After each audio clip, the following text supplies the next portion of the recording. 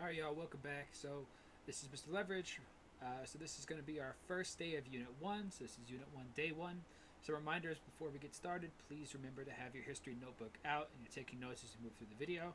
And please make sure that you're completing the vocabulary for the key terms, which are in this video as well as down in the description. Our key terms for today are going to be Abbasid, Persianization, Caravan, Sufis, Sultan, Lateen Sail, Mameluk, Purdah, Harem, Christian Reconquista, the Crusades, and the House of Wisdom. Our key concepts for today are going to be the political history of the Abbasid dynasties, the economic development in the Muslim world, and the social and cultural interactions in the Muslim world, Crusades, culture, etc.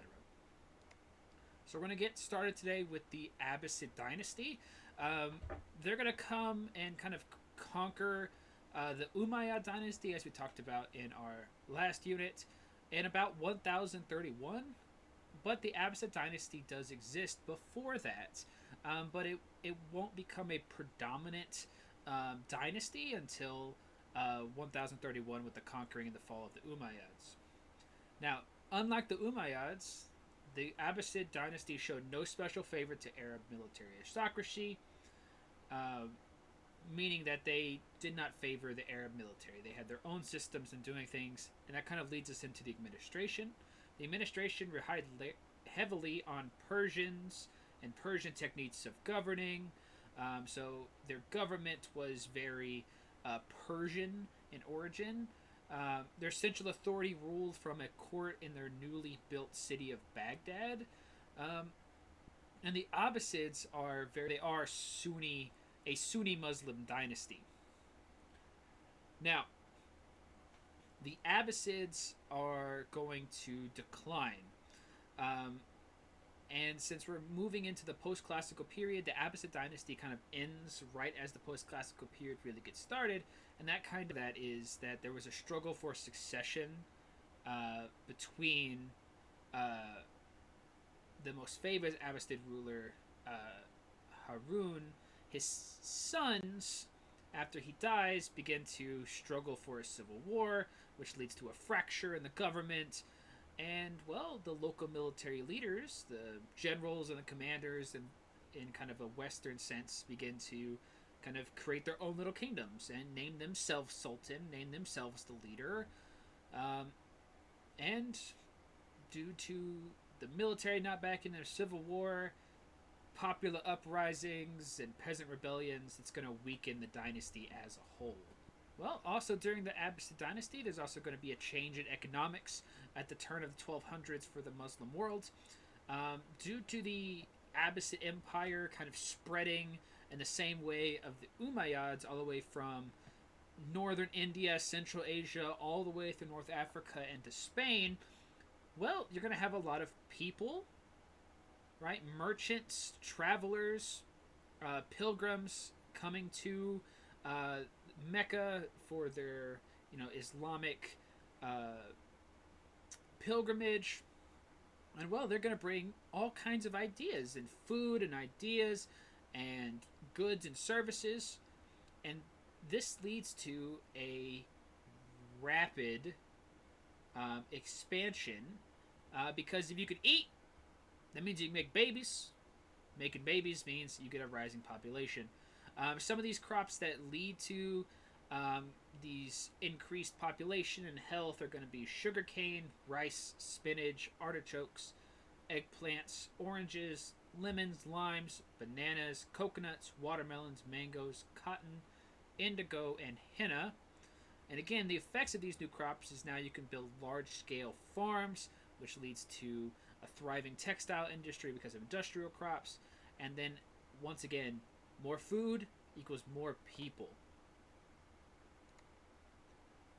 Well, due to all this increased people and goods and foods and services and textiles and all these things, right? This leads to a vast trade zone.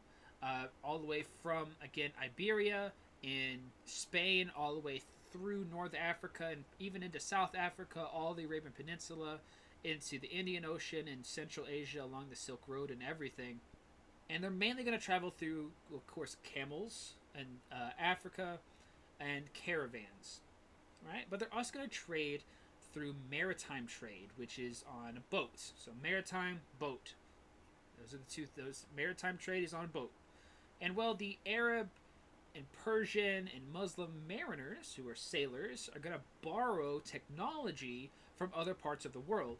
And in borrowing this technology, it's going to allow them to trade and travel better. Now, the technology that is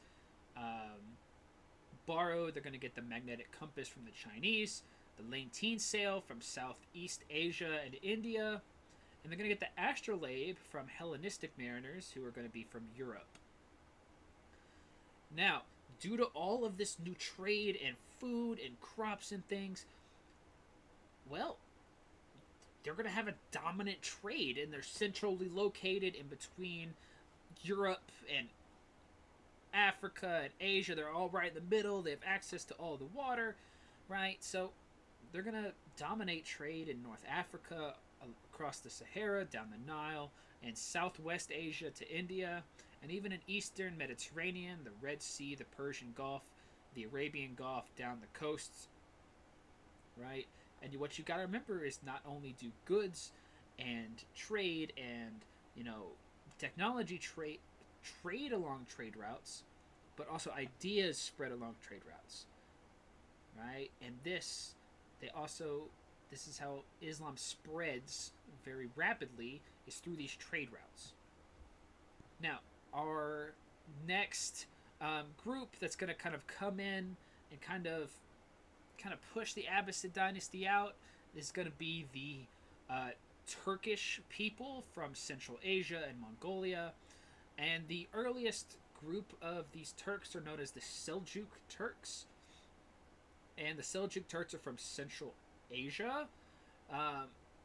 And while in Central Asia, they're going to convert to Sunni Islam.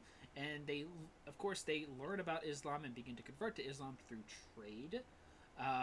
In about 1037, the group of Seljuk Turks is going to migrate to Iran and set up kind of a sultanate or a system of government. In 1055, they're going to capture the Abbasid dynasty's new city of Baghdad. And later they're going to move on to Jerusalem, kind of putting them at the heart of pilgrimages and at the heart of trade. And in 1071, they're going to defeat the Byzantines and really begin to conquer and occupy what is modern-day Turkey. Well, many of the rulers and many of these Seljuk Turks are going to declare themselves as sultans for these areas, and sultans are military commanders. Now, when they come in and they conquer it, well, not everyone's going to be super stoked about a random group of people coming in and conquering them. So what they do is that the Seljuk Turks, they leave the Abbasid caliphs, and remember the caliph is like a religious leader, in charge, but not really in charge, to kind of like as a figurehead, like, yeah, you could stay in power, but you're listening to us, and if you don't, we'll replace you, because they're easily replaceable. Right? Now, they also bring what is known as Mameluks, and Mameluks are slave soldiers, and these were Turkish slaves who became kind of the core of the military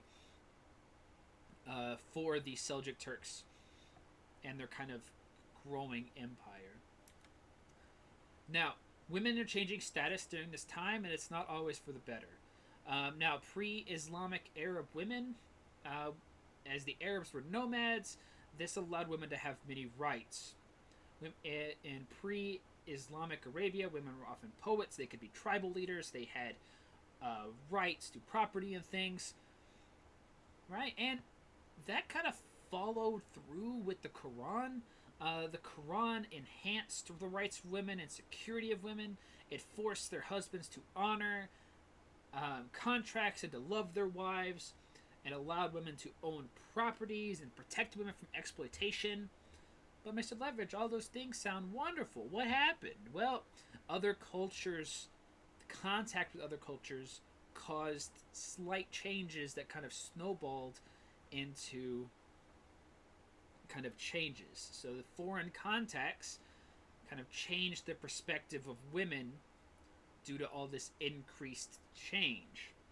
So Islam adopted veiling from Mesopotamia and Persia.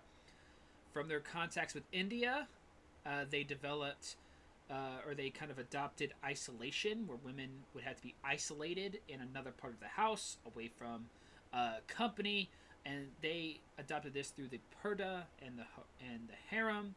And harem is when you emperor or a leader has several wives or concubines, which leads to something called harem politics, where these concubines are poisoning and sabotaging and trying to get their son to be in power. Right? And for Muslim women, it's often weakened through the changing of traditions and the changing of the hadith, and kind of the foreign contact is what really kind of changes those traditions. It's similar to religious synchronization or syncretism. Right? Now, Islamic cultural traditions, right? Islamic mystics known as Sufis were effective mercenaries, and they spread Islam through South and Southeast Asia. Now, Islam will spread very differently in different places. In the Middle East, at the initial beginning of Islam, they will spread through war and conquest. In Africa, they're going to primarily spread through trade. And in South and Southeast Asia, they are going to spread through trade and Sufis. And again, Sufis are these Islamic mystics who are mercenaries. Now, during the Abbasids and kind of the end of the Abbasid dynasty and kind of the beginning of the Seljuk kind of fiefdom, we have the House of Wisdom in Baghdad. Now, this was originally created by Harun, who was one of a famous Abbasid ruler, and originally it was a library that held scrolls from all over the world. It appointed scholars and intellectuals, and this really was led the world in advances in science, math, optics, astrology. Right, this was a massive library, and scholars from all over the world would come and spread their knowledge of things. Right, and one of the most famous examples is a gentleman by the name of Al-Khwarizmi, right, or Al-Jibra, who is the father of algebra. Right? See? It all comes together. So the reason you guys got to learn math in 9th grade and do algebra and stuff is because of this guy. Right? Which is great, because algebra is used every day, but for a history person like me, it's kind of like... So, Islam and other contexts and kind of influences on Islam during this time. Of course, you have the Persian influence on Islam. After the Arabs, Persians were the most predominant of Muslims, and they kind of resisted Arabization, and most Persians became followers of Shia. Right? Now, government and regionalism, many advisors were Persian, and many advisors to caliphs were Persian. Now, also during this time, we have literary advancements, which are going to be literary pieces such as Arabian Nights is largely in a Persian style, and this leads to Persianization, where many of the Islamic and Arab policies become more Persian. For Turkish influences, we have military might and the leadership of the late Abbasid state and the early kind of Seljuk Turks. For Indian influences, we have Purdah and Harem, borrowed from Hindus, and also Hindi numerals, which Europeans called Arabic numerals. So the numbers that we use today are originally from India, but they're attributed from Europeans to be Arabic. And of course, the Greek influences, Muslim philosophers, especially like Plato and Aristotle, and Greek math, and even after the fall of the Roman Empire, a lot of Plato and Aristotle's writings and Socrates' writings were destroyed, but since they were saved because they were translated into Arabic or Persian, and then saved in the House of Baghdad, or the House of Wisdom in Baghdad, and then they were eventually retranslated. That's why we still have them. So the Crusades. So the Crusades are important, but not for just kind of warfare. So, of course, due to different cultures and different religions being in similar areas, this is going to lead to religiously sanctioned war, right? The Muslim Jihad that originally conquered parts of Europe and Northern Africa are going to have a counterpart that are going to be Christian. This starts off with the Christian Reconquista in Spain or Iberia, where Christian knights sanctioned by the church fought Muslims. Now, there were 9 crusades, and the first one is the only real one that was actually successful in conquering, and it conquered the Holy Land and set up Crusader states, which is off to the right if you look at the picture. The next crusades were all defensive crusades and weren't very successful, and over time the Christian Crusader states were kind of pushed back. But the real reason that the Crusades are important is not because of the war and conquest and Templars and all that. It's because it opened the West to Islamic context of trade. But really, the Crusades had no impact on the Muslim aspect, but it did open Europe to trade. So that's the end of it for today. Remember, you should be taking notes and you should have followed along with the vocabulary. So thank you guys for listening, and I'll see you guys in class.